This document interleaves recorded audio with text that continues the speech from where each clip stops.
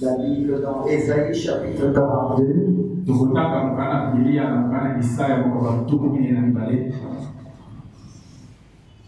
Nous allons commencer le premier verset. Nous allons aller jusqu'au 8e. J'ai lu au nom du Seigneur Jésus-Christ. Voici mon serviteur que je soutiendrai. Mon élu en qui mon âme prend plaisir. J'ai mis mon esprit sur lui. C'est qu'Isaïe parle du Seigneur Jésus-Christ. Il annoncera la justice aux nations. Il ne criera point. Il ne lèvera point la voix. Il ne la fera point entendre dans les rues. Il ne brisera point les roseaux cassés. Et il n'éteindra point la mèche qui brûle encore. Il annoncera la justice selon la vérité. Il ne se découragera point. Il ne se relâchera point. Jusqu'à ce qu'il ait établi la justice sur la terre. Et que les îles espèrent en sa gloire. Ainsi parle Dieu l'Éternel, qui a créé les cieux. Il les a déployés, qui a étendu la terre et ses productions, qui a donné la respiration à ceux qui la peuplent, et le souffle à ceux qui marchent. Je suis intéressé par le verset 6. Moi, l'Éternel, je t'ai appelé pour le salut, et je te prendrai par la main, je te garderai, et j'établirai pour traiter alliance avec le peuple, pour être la lumière des nations, pour ouvrir les yeux des aveugles, pour faire sortir des prisons des captifs, et de l'inflation ceux qui habitent dans les ténèbres. Enfin, je suis l'Éternel, c'est là mon nom, et je ne donnerai pas ma gloire à un homme, et mon honneur aux idoles. Il y a toutes ces bénédictions de sa parole. Je suis tellement flatté, marqué. Pasteur Thomas pour cette confiance. Je n'ai pas beaucoup de choses à dire. Mon souhait est que Dieu puisse les bénir davantage, qu'il bénisse son ministère et toute l'église.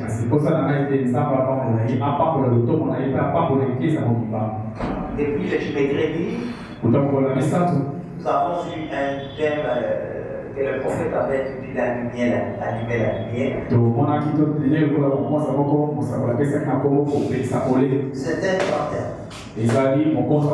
Ça signifie beaucoup pour les enfants de Dieu.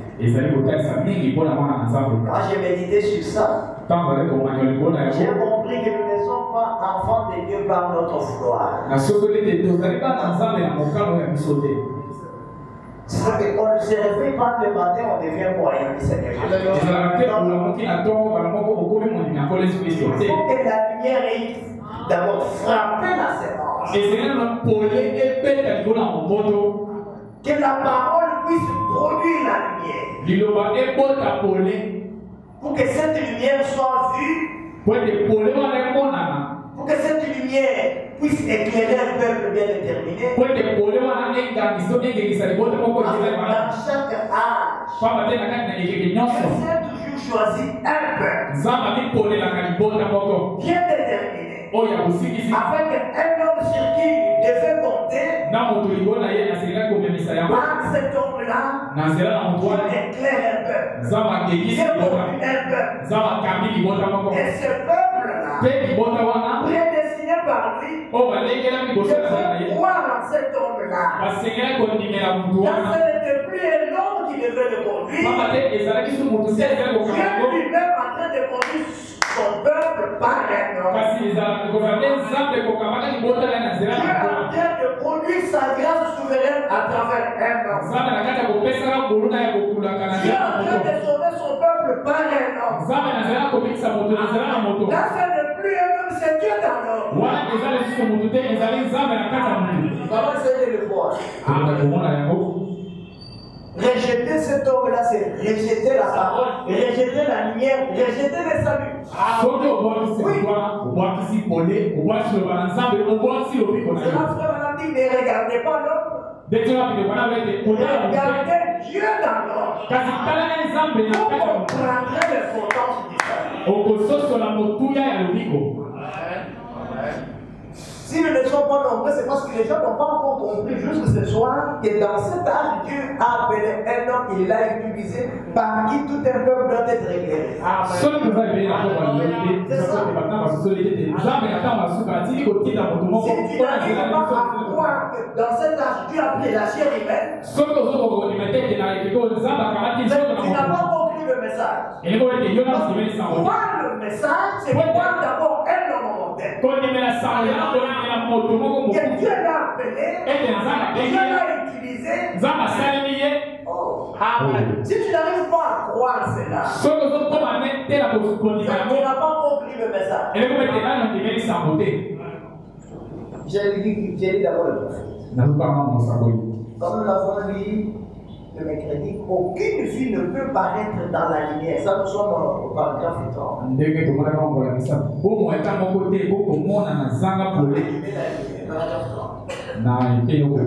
Aucune vie ne peut paraître sans la lumière.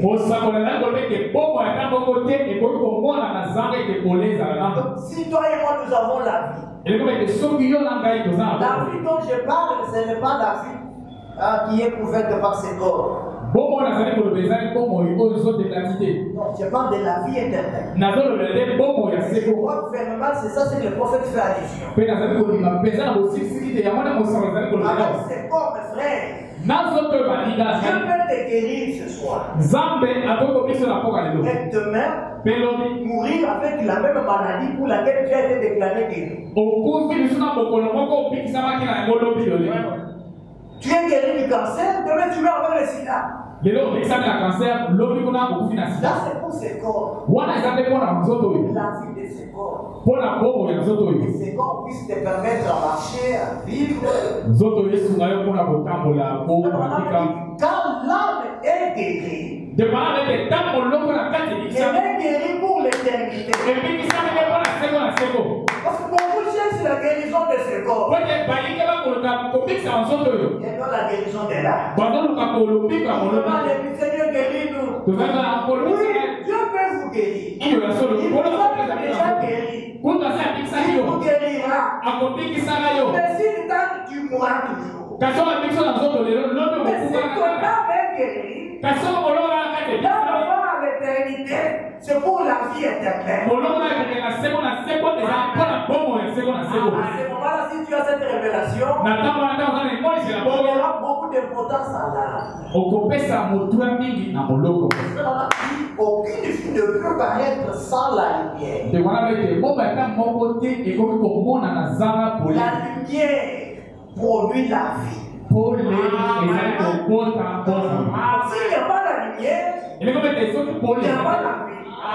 Et la lumière, c'est un homme. Et l'homme là, c'est le messager. Amen. Donc, en d'autres termes, sans l'homme, il n'y a pas la lumière. Nous allons les lire parce que termine aujourd'hui. La parole vient au prophète. La parole vient toujours au prophète. C'est la parole qui produit la lumière. La lumière produit la vie. Sans l'homme, pas de lumière.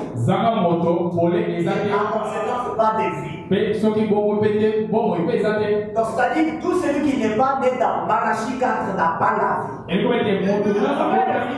Ça vous importe peu. Moi, je suis dans les Écritures. Revenons dans le principe divin.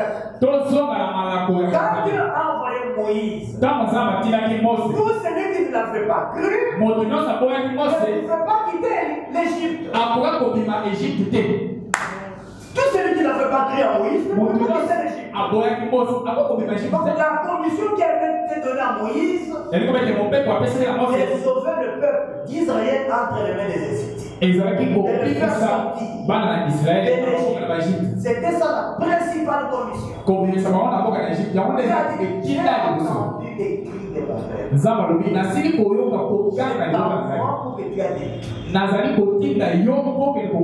Imaginez-vous qu'il y avait des Égyptiens qui doutaient sur le ministère de Moïse.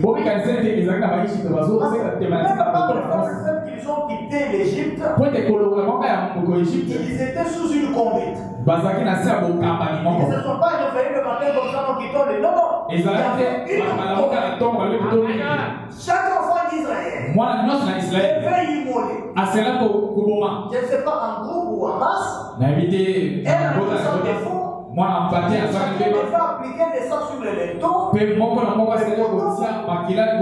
deux sont de quand l'âge de la mort passera. Il fera les sangs. C'est un signe de la rédemption. Cet âge passera par-dessus. Même si les Égyptiens aussi appliquez simplement les signes, la mort ne frappera plus la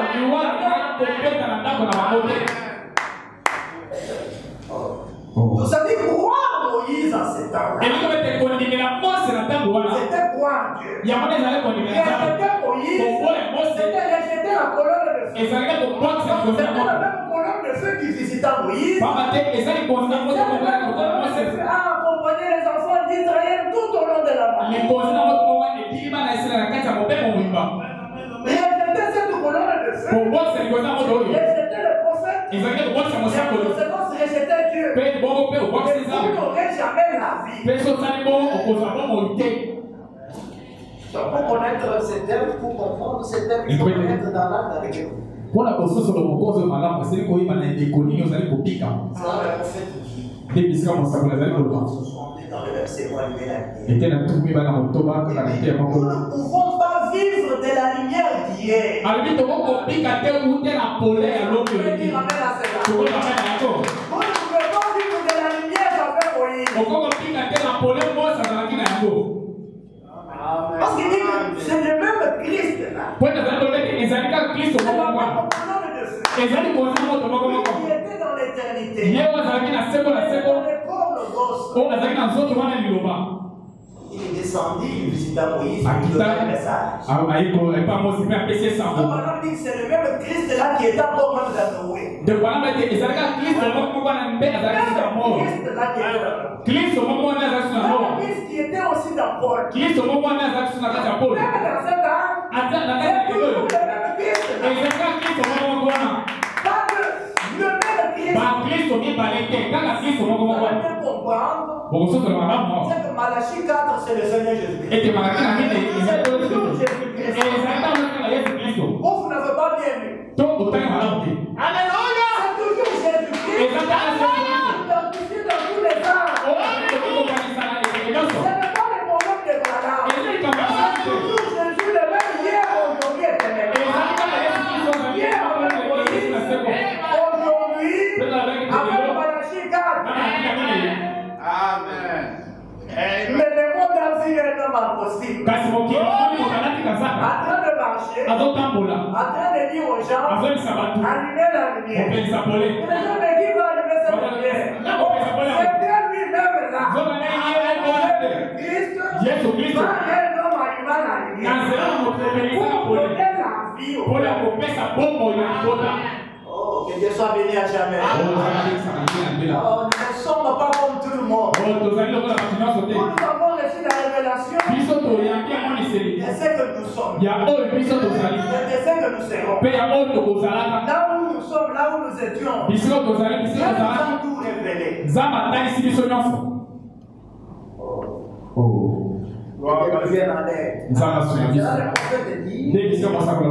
Nous ne pouvons pas vivre de la lumière d'hier. La lumière d'hier, c'est de l'histoire. C'est avec Moïse. Moïse.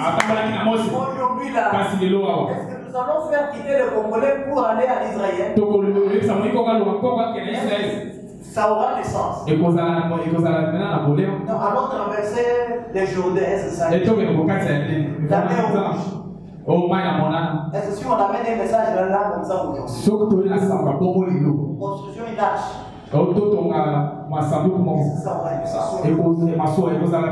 La lumière vient. Déjà de l'histoire. Nous voulons la lumière d'aujourd'hui. C'est quelle lumière?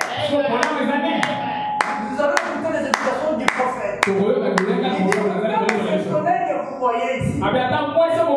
Nous avons vu que le soleil, c'est le roi de la lumière. Toutes les lumières. Et n'oubliez pas que notre Seigneur Jésus-Christ est le soleil de la vie.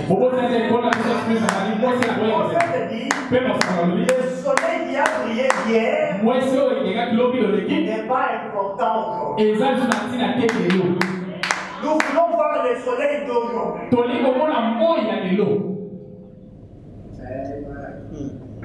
Nous n'en savons rien. Vous ne pouvez pas vous réchauffer aujourd'hui au soleil qui a brillé hier. Je sais qu'il ne va pas avec les églises aujourd'hui. Je sais qu'il ne va pas avec les gens. Il essaie de vivre de ce qui est arrivé hier. Nous n'avons pas besoin de la vie que tu as fait hier avec Jésus. Nous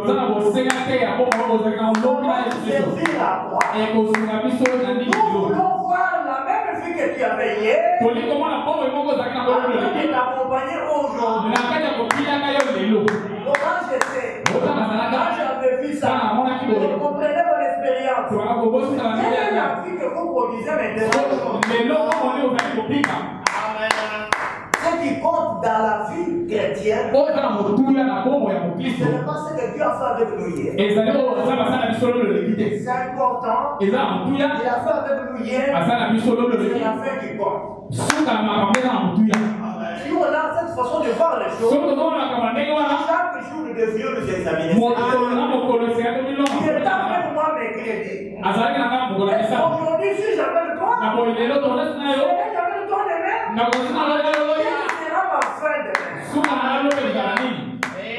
Si on a ce genre de préoccupation, notre façon de servir le Seigneur change. C'est la vérité. Parce que vous pouvez commencer avec Jésus-Christ le matin et le perdre à midi. Nous avons vu des anciens qui ont prêché avant nous. Ils n'ont plus avec Dieu. Mais quand vous essayez quand même de parler avec eux, ils vous disent ce que Dieu a fait avec eux. C'est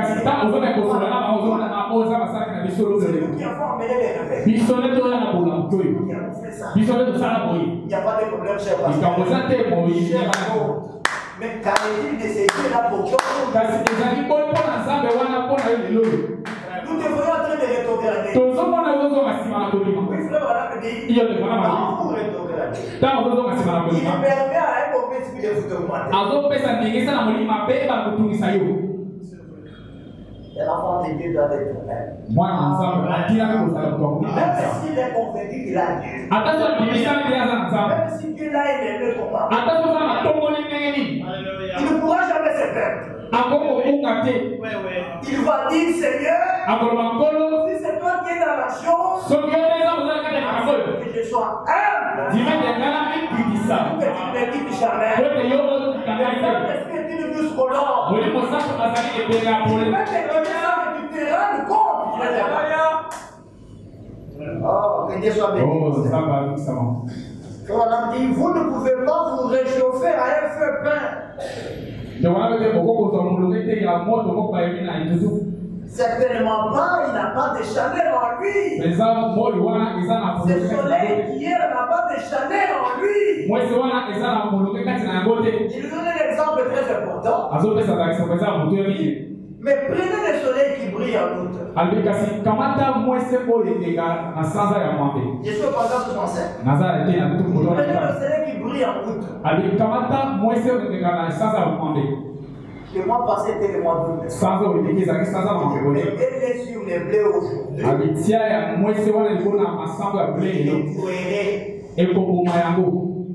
Certainement. Vous ne pouvez pas faire cela. Il doit venir en sa saison. Il faut que le soleil vienne en sa saison. La saison dans laquelle il vit. Cependant, pendant un soleil, eh bien, le blé mourait. Mourir au soleil qui vit aujourd'hui. Plutôt qui brille aujourd'hui. Sa moisson future est en train de mûrir. Cette graine devait mourir avec la lumière. Le prophète dit, nous réalisons que la lumière de Dieu pour ce jour, c'est son fils. C'est Christ là dont je parlais tout à l'heure. C'est son fils. Au commencement était la parole. La parole était avec Dieu. La parole était Dieu. Et le Père Jésus te dit, il est le même hier, aujourd'hui et pour toujours. C'est toujours la parole de Dieu. C'était Christ dans Noé. C'était Christ dans Moïse. C'était Christ dans David. Qui comme roi rejeté, regarde sur la ville.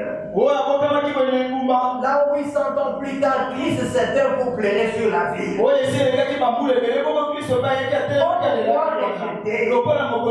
Exactement comme l'était David. C'est toujours l'esprit de Christ. Et la pleine manifestation de la parole de Dieu a été révélée au travers de Jésus-Christ. L'esprit de Dieu. Quand la lumière vient toujours. Il y a toujours un peuple qui se oppose. Jésus-Christ était la lumière. Dieu fait chair. La plénitude de la divinité était en lui. Mais les Juifs, ils lisaient Isaïe dans les synagogues. Voici mon serviteur que je soutiendrai. Mon élu a dit mon âme va prendre plaisir. J'ai mis mon esprit sur lui. Il lisait ça, mais il ne comprenait pas que cette écriture avait déjà prêché. C'était ça la mort des Juifs. Pour ne pas comprendre les choses dans lesquelles ils vivaient. Jésus est en train de marcher. Il a grandi en leur présence. Il ne peut pas discerner. C'était lui que Esaïe avait parlé. Un peuple sans la révélation. Pourquoi il pouvait leur dire, moi je suis la réalité. Je viens du Père. Avant que votre père Abraham fût Jésus. Qu'est-ce qui se passe? Un enfant, nous connaissons son père, connaissons sa mère. Il a dit oui, moi je suis le père descendu du ciel. Mon père va manger de la manne dans le désert. Ils sont morts. Celui qui mangera le père, et je lui donnerai, il ne mourra jamais. Moi je suis le chemin, la vérité et la vie. Ils ne croyaient pas à ça. Qui tourmentait les gens à ce temps-là? Les principaux sacrificateurs tourmentaient les gens. Pourquoi ils croient pas la promesse de leur temps? Comme les gens aujourd'hui, chacun a son pasteur. Vous pouvez être ici, vous avez 5 pasteurs. Vous respectez. Ceux qui tourmentent les gens aujourd'hui sont des prédicateurs. Mais comme dans chaque âge, Dieu ne parle pas des témoins. Un jour, Jésus s'est retrouvé devant une femme prostituée. Il lui a dit, femme, donne-moi. Moi, ça veut bien. Il n'y a pas de relation entre vous et nous. C'est pas les tribalismes. Jésus pouvait dire à cette femme, si vous connaissez celui qui te demande à boire. C'est toi qui l'aurais demandé. La femme regarde l'homme. Moi, c'est il n'a pas aucun récipient. C'est toi que tu vas me donner. Toi, tu veux nous dire quoi? Que tu supposes notre père Abraham qui nous a construit c'est vous ici. Jésus regarde la femme et dit, ne t'amènera pas un jour de venir reposer ici.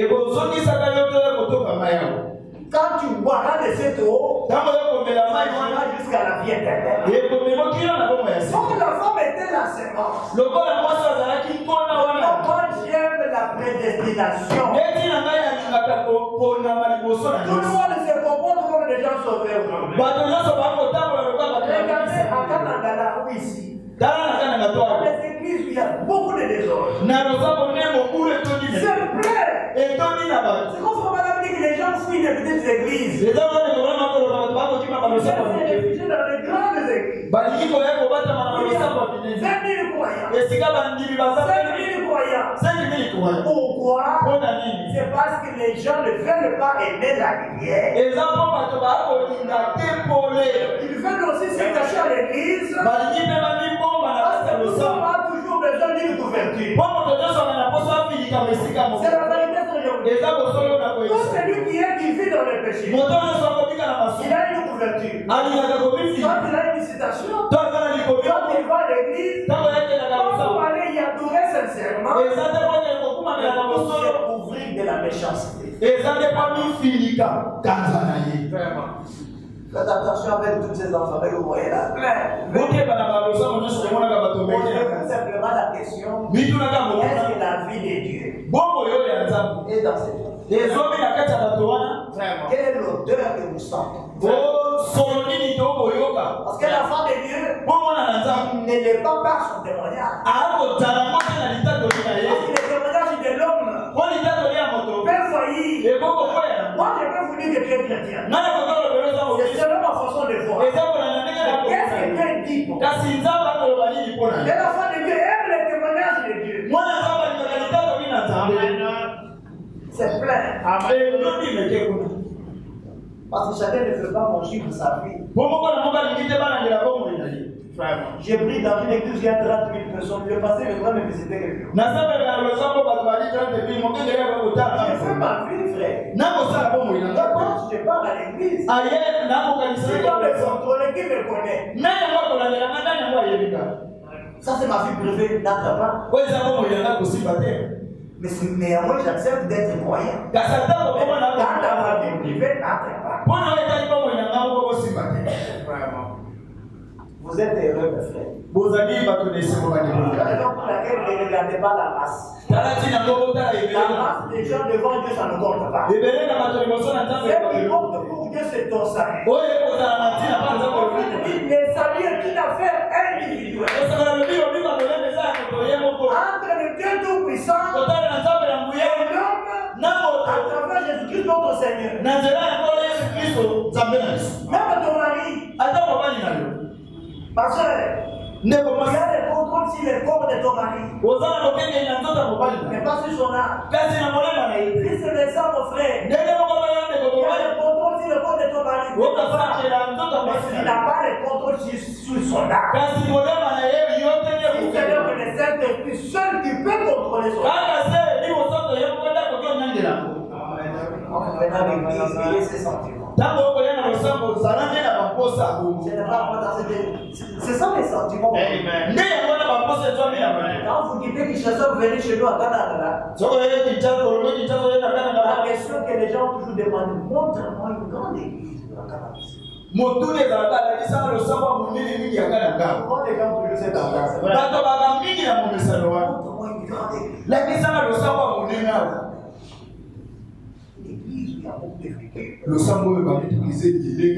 Si on compte 3 églises du message à ici, là. C'est vous.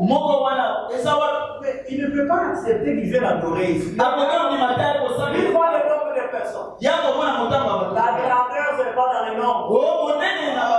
Nous avons besoin de la qualité. Une bonne église ne dépend pas du nombre de gens qui fréquentent. La bonne église ne dépend pas des instruments, ni le bâtiment, c'est le caractère. Les croyants qui fréquentent cette église, c'est la vérité. Vous pouvez être locataire, cela n'importe pas à Dieu. Dieu regarde la vie.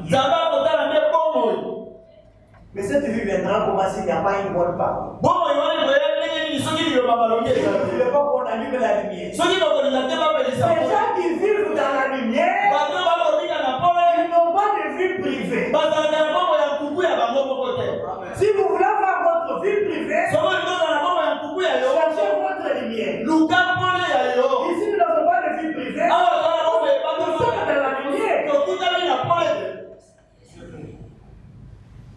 Regardez ceux qui commettent les péchés, ils ne les commettent pas souvent dans la lumière.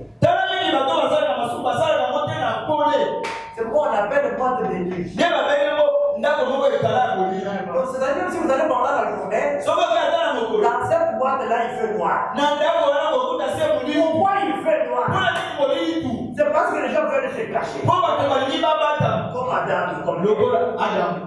Ils sont tombés dans le péché. Ils ont voulu se couvrir. Ils se sont venus.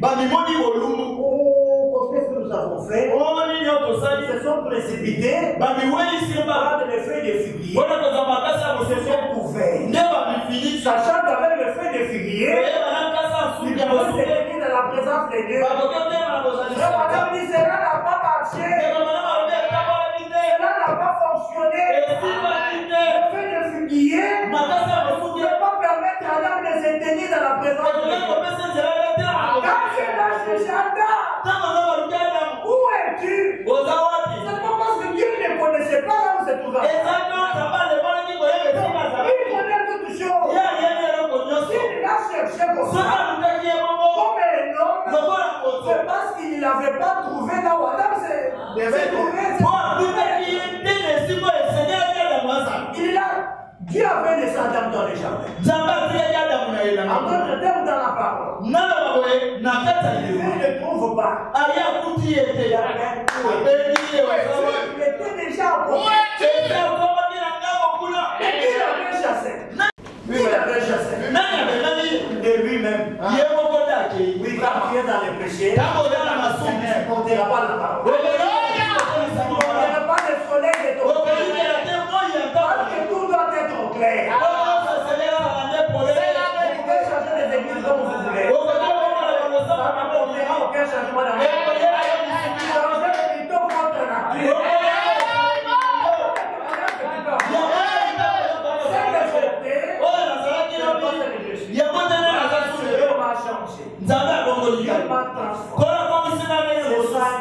Qui peut vérifier. Votre propre témoignage. Votre propre expérience. Il connaît ce que tu étais. Ce que tu es maintenant. Qu'est-ce qui s'est passé? Pendant cette période, quelque chose s'est passé. Mais n'acceptez pas de perdre cette chose. N'acceptez jamais. Que ce soit le travail. Que ce soit même le mariage. Le mariage. Parce qu'aujourd'hui, beaucoup seront en enfer. Le mariage. Toute chose qui a un début a une fin. Beaucoup de choses qui nous aveuglent sont éphémères, mes frères. Adam s'est couvert de ces feuilles-là. Un Dieu est descendu. Il savait qu'ils étaient couverts. Mais Dieu les regardait, ils étaient. Ce n'est pas Adam qui appela Dieu. Il cherchait Dieu. Mais c'est plutôt Dieu qui cherche à gloire. C'est la raison pour laquelle mon frère, même si tu dis ce soir que tu aimes Jésus, ce n'est pas toi qui as cherché Jésus. Ce n'est pas toi qui as aimé le premier Jésus. Lui, dans son amour, dans sa grâce souveraine, il a été projeté sur toi. Toi qui étais dans la boue du péché, qui était dans les coutumes, il t'a éclairé. Sa lumière est venue vers toi. Et il t'est caché. Oh Seigneur, je suis né. Il est dans les bras de son fils. Oh, ce jour-là dans le jardin, Dieu a fait un substitut innocent. Il a pris des pots à s'emplacer. Il a couvert Adam. Le sang a commencé à couler au bout. Il entre simplement dans sa présence. Un substitut qui a perdu sa vie à notre place d'Adam. Toi aussi, si tu es ce que tu es ce soir, Dieu a pris son fils. Il l'a crucifié. Il l'a mis en sacrifice. C'est quoi le Saint Jean pouvait dire? Dieu a tant aimé les morts. Il a donné son fils unique. Afin que quiconque croit dans lui, il ne meurt pas mais qu'il ait la vie. Dieu a accepté de perdre son fils pour me gagner. Amen. Oh, ça c'est quelle révélation? Amen. Il perd son fils bien-aimé. À la croix ce jour-là, Jésus a pleuré. Son père l'a même abandonné. Brisé. Humilié. C'est là où il pouvait dire le châtiment qui nous donne la paix est tombée sur lui. La peine du péché de la mort est tombée sur lui. Alors c'est moi qui méritais cette peine. Oui, c'est toi qui méritais ça. Ton prophète dit, quand un homme vient au monde, il est au départ condamné. Par le simple fait que tu es venu au monde, par le sexe, tu es condamné au départ. Tu es au départ. Amen. Il faut que la lumière te frappe. Et c'est que tu puisses mettre de l'eau. Amen. Tu ne mettras jamais de l'eau. Il n'y a pas la parole pure. Jamais. Vous pouvez fabriquer vos nouvelles naissances. Devant Dieu, vous ne pouvez pas vous cacher. Parce que tôt ou tard, Dieu fera en sorte que les gens voient ta nudité. Pourquoi devant Dieu n'imitez pas? Mais c'est simplement dans sa présence que lui mette son esprit en vous. Vous soyez bien de nouveau, remplis de son esprit. Quand Dieu vous appelle, il ne peut jamais vous abandonner. Il n'est pas un homme. C'est tel que tu es là. Il est un chantier de Dieu. Parce que tu ne peux pas commencer un chantier. Arrêtez de mettre en manque de moyens. Quand lui commence une heure,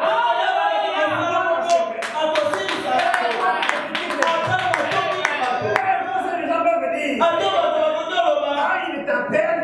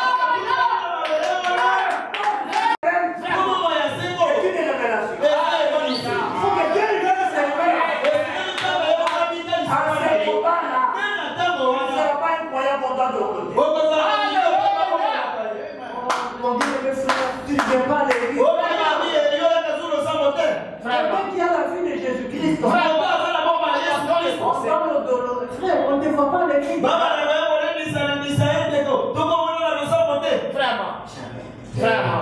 Nous avons des capricieux aujourd'hui. Vraiment.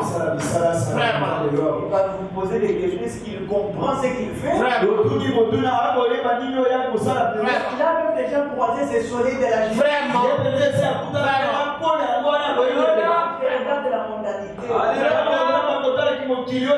Les gens vivent dans les péchés, dorment dans les péchés. Où est-ce que tu peux jeter les regards à Kinshasa sans voir les péchés? Mais toi, tu as toi. Frère, être croyant, ça coûtait un grand prix élevé à Dieu. Une grande déclaration. Vous voyez plus que les sons de Jésus. Vous ne comprenez pas ce que vous êtes. Vraiment. Le prophète dit, mais ceci est une autre heure. Ceci est un autre jour. Yeshua 14:67. Donc on a dit, ceci est la progression de l'évangile. Nous sommes dans l'âge de la progression de l'évangile. Quand le prophète fait une grande déclaration, il dit,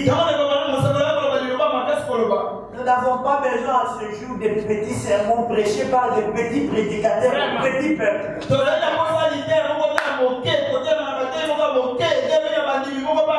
Parce que nous sommes dans l'âge de la progression de l'évangile.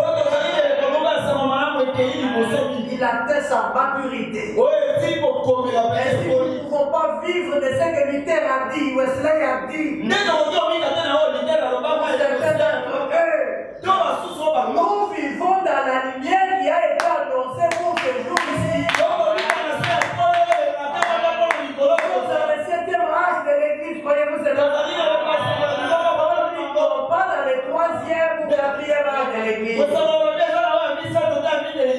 Les grains devraient être capables de recevoir cela. Les grains est amené à maturité par la lumière. S'il avance avec la lumière. Si votre foi était comme un grain de sel. Il devrait dire à cette montagne, lève-toi de là-bas. Ces grains de cet là, c'est un petit grain. Comme ça. Comme ces petits grains. Pourquoi Jésus a-t-il comparé ta foi à ces petits grains? Ce n'est pas la taille des grains qui compte. Ce qui compte, c'est la vie qui est dans ces grains-là. On peut prendre les grains du sable et les semer, il n'y aura rien. Parce que le grain du sable est un grain du sable. Plante ça. Sème ça. Ça va germer. Ça ne sera pas un petit grain de sel. Ça sera une petite fleur qui va bouger. Demain, ça sera un arbre. Parce que la vie était déjà. Un jour, on a amené un exercice à faire. On a apporté au prophète des sortes de grains de maïs. Il y avait des grains de maïs fabriqués dans les îles. Quand vous regardez ces grains de maïs là, c'était beau. Il n'y avait pas moyen de distinguer au grain de maïs naturel. Regarde ce qui a été fabriqué dans les îles. Très bien. Dans les grains naturels, alors on a mélangé ça, on a apporté au prophète. Vraiment là, est-ce que tu peux me distinguer? Faites sortir nous des grains de maïs naturels et des grains de maïs fabriqués dans l'usine.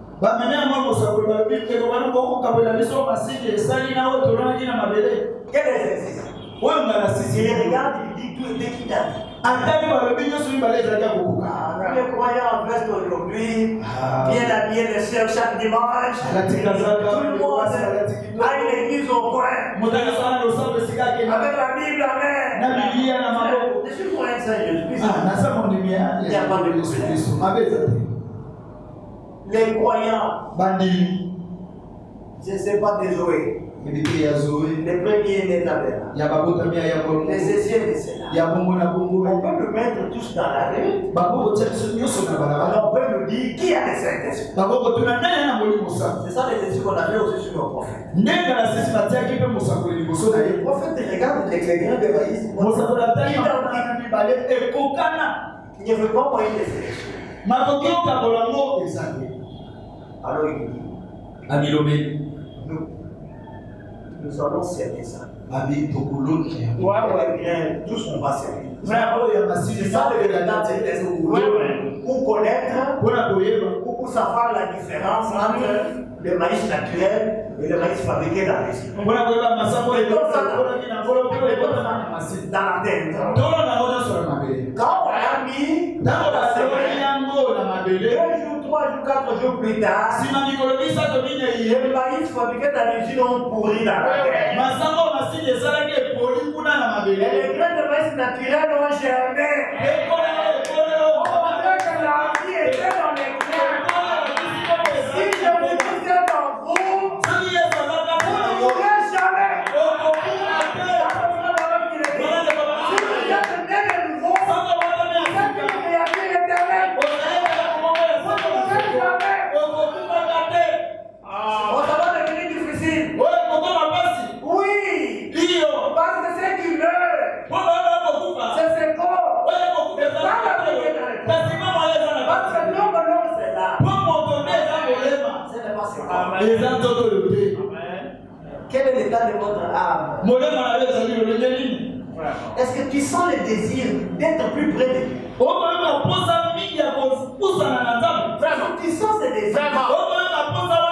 Tu sens même l'argent de ton salut. Quelqu'un qu'on est en train de forcer. C'est la part à l'église parce que je suis chez le pasteur. Parce que je suis son déjeuner ou je suis chez lui. Jamais. Il faut qu'il y ait quelque chose derrière toi. Tu vas te stimuler. Pour faire Jésus. Quelque chose là. C'est ton esprit qui est en toi. Quand tu marcheras, tu diras mon Paul. C'est pas mon Paul qui vit. C'est Christ qui vit dans moi. Nous qui sommes dans la lumière, les astronautes. Nous sommes dans l'âge des astronautes.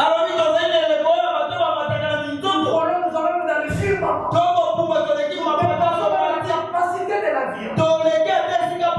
Nous sommes contrôlés par le tour de contrôle. Il y a le baptême du Saint-Esprit qui nous contrôle. J'ai besoin de temps de lire. Déjà dans 8 minutes, je dois arrêter. Est-ce qu'un croyant est contrôlé par le Saint-Esprit? Jésus pouvait dire dans Matthieu chapitre 5, vous êtes la lumière.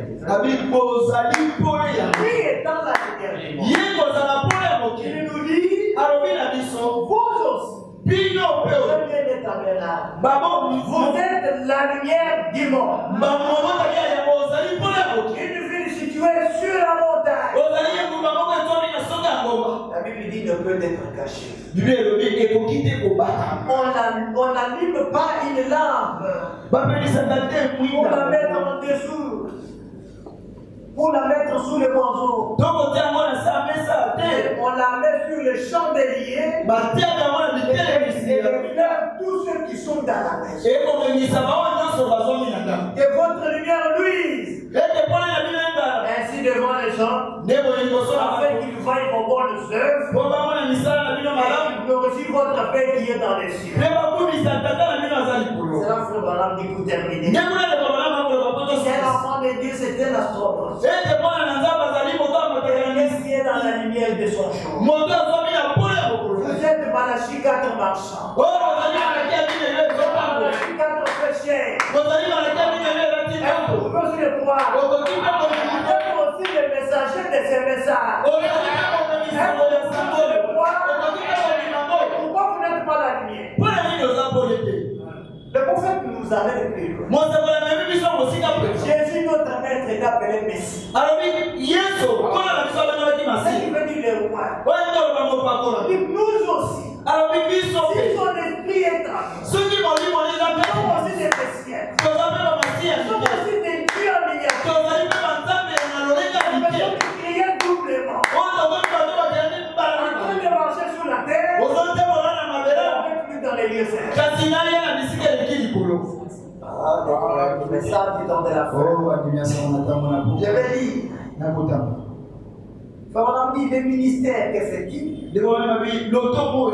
L'astronaute voit des choses que les avions et autres qui sont dépassés ne voient pas.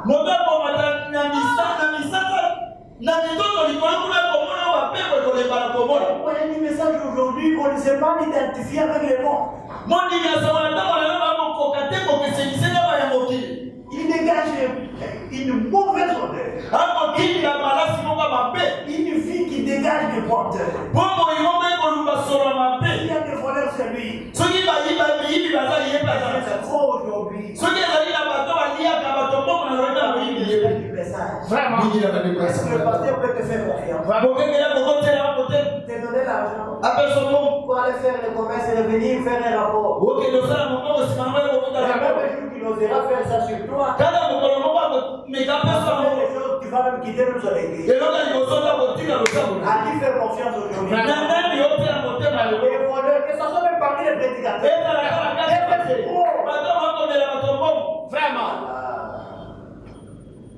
Si tous nos bien-aimés qui viennent de l'intérieur, on a du mal même à vous accorder la chair. On dépasse la vie. Ils viennent nous. Même pas moi. Regarde l'auteur. Et nous sommes des prédicateurs.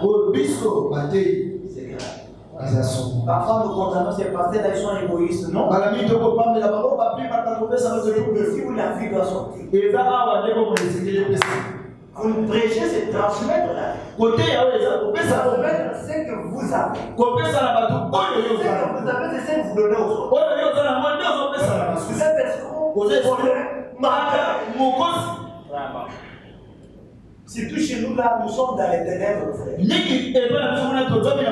réveil au Kassai? N'importe quoi. Vraiment.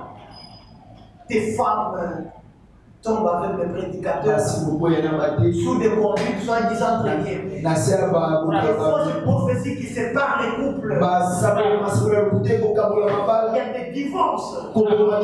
C'est la haine entretenu par soi-disant don, le don de l'esprit. Et quand vous voulez dire quelque chose, nous sommes souverains, frère. Chaque église est souveraine. Madame a dit que chaque église garde sa souveraineté. Oui, restez avec la souveraineté de votre église. Quand on est terre. Bien mes frères, aucune église du message ne sera enlevée. Aucune assemblée du message ne sera enlevée. C'est le bout de parole qui sera enlevé.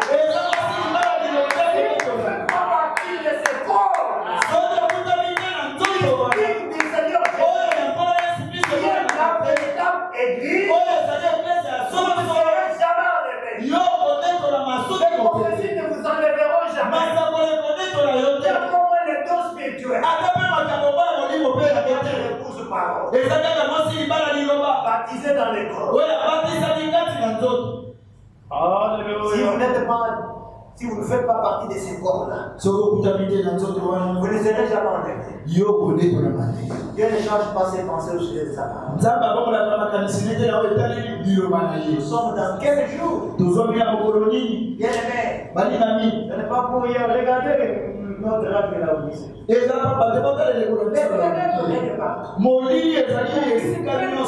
petit espace où il y a seulement la lumière. Les ténèbres viennent partout. C'est quoi ça? Il y a un conflit, il y a même des gens qui sont même fabriqués des colonnes de feu. Faites attention. Soyez fidèles à votre pasteur. Je ne vous dis ça pas pour les loups. Si dans votre vie, vous n'avez pas la fidélité, tu es tantôt dans les réseaux sociaux, tu es tantôt dans ceci, tu as cette pasteur, on a dit c'est quoi, même si j'équipe sur l'église, il y a nombreuses. On va dans l'église. On prend l'église du message, on a mis ces photos ici. On ne peut pas. Il y a des boutiques spirituelles, il y a des tableaux spirituels avec la parole, mais ça veut dire. Mais il n'y a pas la paix de Dieu. C'est la fondalité qui est là. Tout est accepté. Alors on dit un vrai pasteur, il vient vivant, il gardera la parole. Même si tu amèneras les costumes, parce que tu es l'homme de fait, quand il te fera l'erreur, il te ramènera la parole. Si vous ne voulez pas, mettez votre costume. De ces hommes. C'est la frère Madame me dit, je l'ai vu là. Si j'aurais qu'un peu sec, je le mangerai. Et que je garde la parole. Je perds mes chemises. Je garderai la parole. Je prendrai le principe de la parole. Que les Seigneurs me disent pour ce soir.